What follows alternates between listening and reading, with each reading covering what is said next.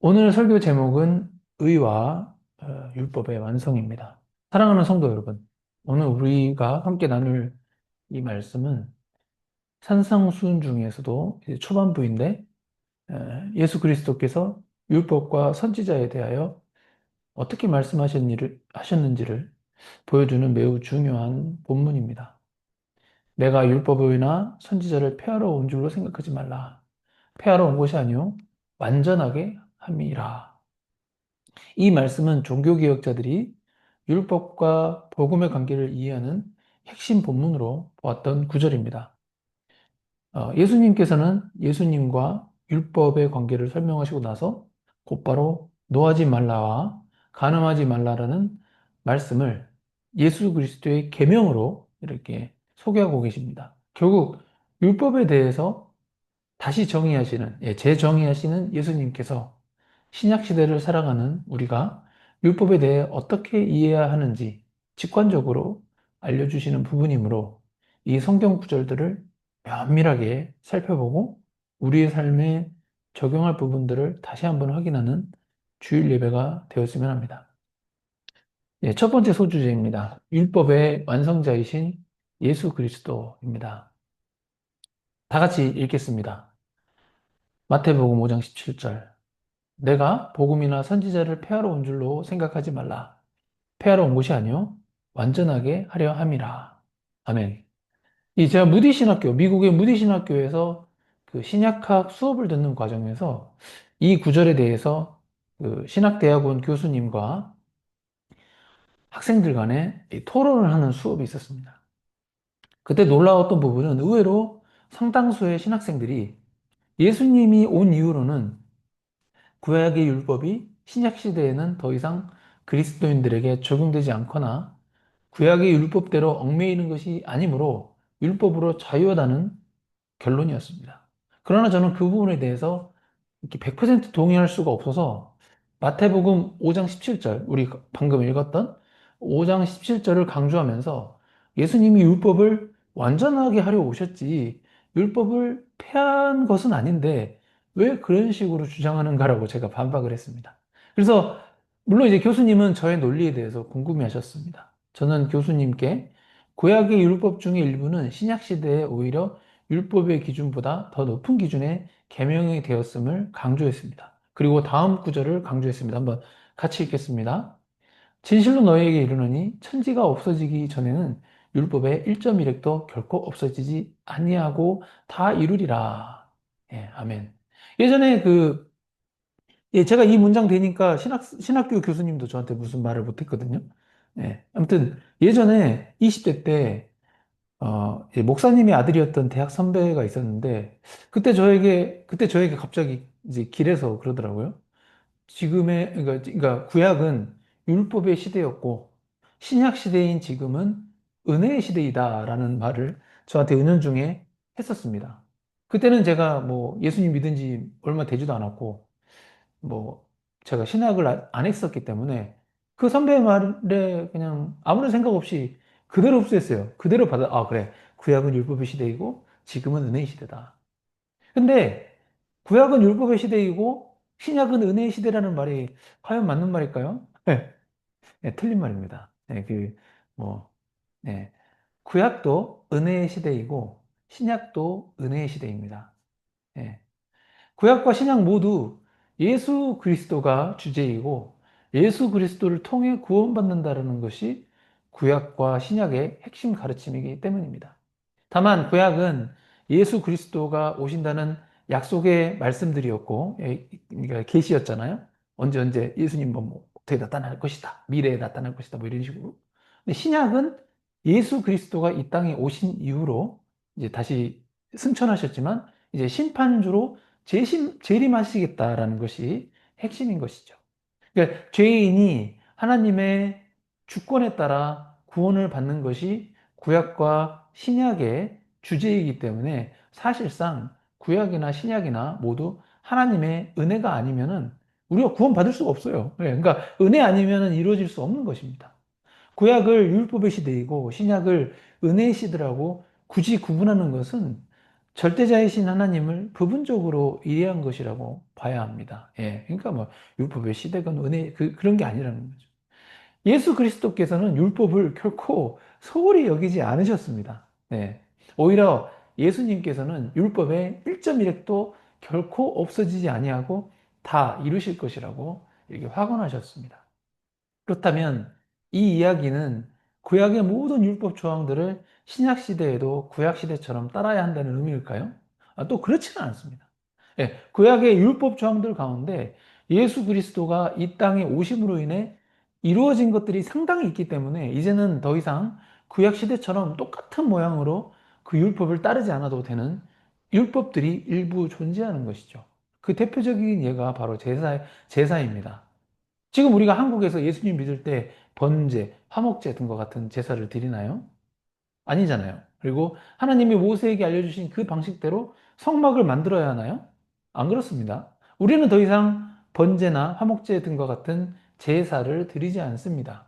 교회 건물도 모세가 하나님의 명령대로 만들었던 어떤 성막과 같은 구조가 아닙니다. 이는 예수 그리스도도 이 땅에서 직접 제물이 되셔서 십자가에 못 박혀 돌아가셨고 예수 그리스도 자체가 성전이시기 때문에 이미 제사나 성전과 관련된 구약의 율법들은 모두 다 이루어진 것으로 보는 것입니다. 예, 십자가 사건이 하나의 단번에 드려지는 제사였던 것이죠.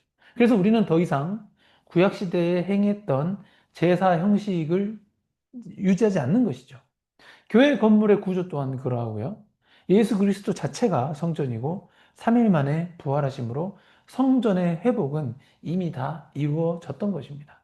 그러나 구약 시대에 존재하던 그 인간의 행위 규범과 관련된 계명들은 이 신약 시대에 예수 그리스도께서 구약 시대의 율법보다 더 높은 수준의 계명으로 선포하셨습니다. 예. 어떻게 보면 신약 시대가 더 율법의 시대예요. 그런 식으로 따지면. 예. 이제 그 말씀들을 다음 소주제부터 다루고 다음 주일에도 다루게 됩니다. 우리가 마치 예수 그리스도를 믿으면 천국 가니까 설렁설렁 신앙생활 해도 된다라는 식의 잘못된 기독교 교리를 택해서는 안 되는 것입니다. 오히려 신약 시대를 살아가는 우리는 예수 그리스도를 통해 하나님께 나아갈 수 있는 통로가 구약 시대보다 상대적으로 더 쉬워 보이지만 오히려 율법보다 더 선명한 예수 그리스도의 계명이 주어졌기 때문에 이 온전한 믿음을 유지하는 것이 결코 만만한 시대가 아님을 깨닫게 되는 것입니다. 그리고 이를 뒷받침하는 구절들을 한번 같이 읽어보겠습니다. 마태복음 5장 19절에서 20절 한번 같이 읽겠습니다. 그러므로 누구든지 이 계명 중에 지극히 작은 것 하나라도 버리고 또 그같이 사람을 가르치는 자는 천국에서 지극히 작다 일컬음을 받을 것이요 누구든지 이를 행하며 가르치는 자는 천국에서 크다 일컬음을 받으리라. 내가 너희에게 이르노니 너희 의가 서기관과 바리새인보다 더 낫지 못하면 결코 천국에 들어가지 못하리라. 아멘. 여러분, 이 말씀 참 무서운 말씀인데 방금 읽었던 우리 이 두 구절 우리가 정말 진지하게 받아들여야 합니다.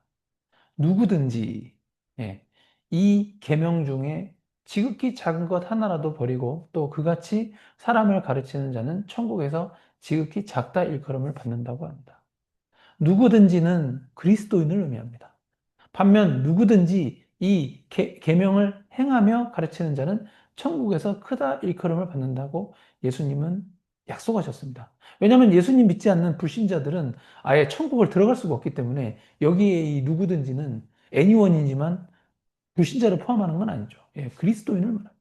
그래서 그렇다면 여기서 말하는 이 계명, 예수님이 이 계명이라고 하셨는데 이 계명은 무엇입니까? 바로 마태복음 5장부터 7장에서 언급된 그 상상순에서 언급되는 예수 그리스도의 계명들입니다. 네. 막 구약까지 다 포함되는 건 아닌 거죠. 예. 그래서 이 계명이라는 표현을 구약의 율법이라고 하기에는 성격의 문맥상 맞지가 않기 때문입니다. 그렇다면 이 계명이라는 표현이 이 산상수훈에서 언급되는 예수 그리스도의 계명이라면 우리는 마태복음 5장부터 7장 사이에 있는 그 내용에 대해서 우리 그리스도인으로서 누구보다도 면밀하게 전문적으로 이 산상수훈의 내용을 살펴보고 그 이해하는 수준에 그치는 것이 아니라 우리 삶에 철저히 적용하려는 어떤 노력을 기울여야 하는 것입니다.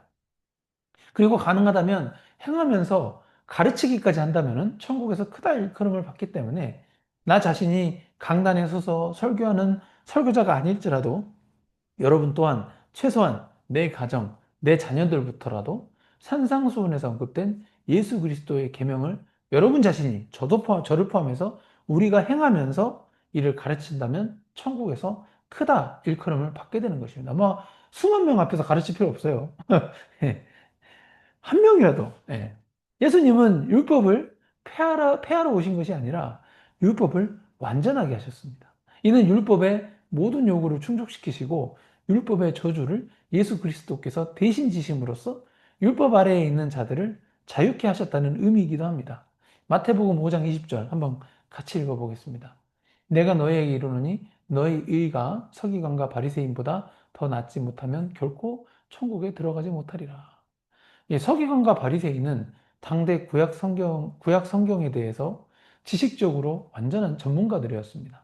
인간적으로 봤을 때는 그들이 의인처럼 보일 수 있으나 세례 요한은 그들에 대해서 독사의 자식이라고 정의했습니다. 독사면은 마귀를 뜻하는데 이 마귀의 자식들이라고 정의된 그들에 대해서 그리스도인의 의가 그들보다 낫지 못하면 당연히 마귀의 자식들보다 의롭지 못하니까 천국에는 결코 들어가지 못하게 되는 거죠. 이는 단순한 외적 순종이 아니라 내면의 마음의 순결함과 어떤 참된 회개를 요구하는 것입니다.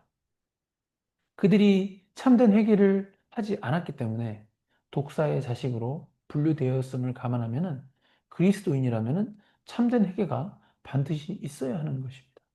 참된 회개를 통해 예수 그리스도를 주로 시인하고 그를 믿게 되면은 그 믿음으로 말미암아 예수 그리스도의 완전한 의가 그리스도를 통하여서 우리에게 전가되는 것입니다. 이것이 바로 로마서 3장 21절에서 22절 그 말하는 율법에 나타난 하나님의 의인 것입니다. 예. 로마서 3장 21절에서 22절 한번 같이 읽겠습니다. 이제는 율법 외에 하나님의 한 의가 나타났으니 율법과 선지자들에게 증거를 받은 것이라. 곧 예수 그리스도를 믿음으로 말미암아 모든 믿는 자에게 미치는 하나님의 의인이 차별이 없느니라. 예. 사실상 우리의 행위로는 서기관이나 바리새인의 의보다 더 나을 수가 없습니다. 예, 우리가 계명을 따라야 되지만 그래서 오직 예수 그리스도의 공로, 그래서 예수 그리스도를 통해서 의롭다 칭함을 받음으로써 서기관이나 바리새인의 의보다 나아지는 것이라서 우리가 천국에 들어갈 수 있는 것입니다. 아멘.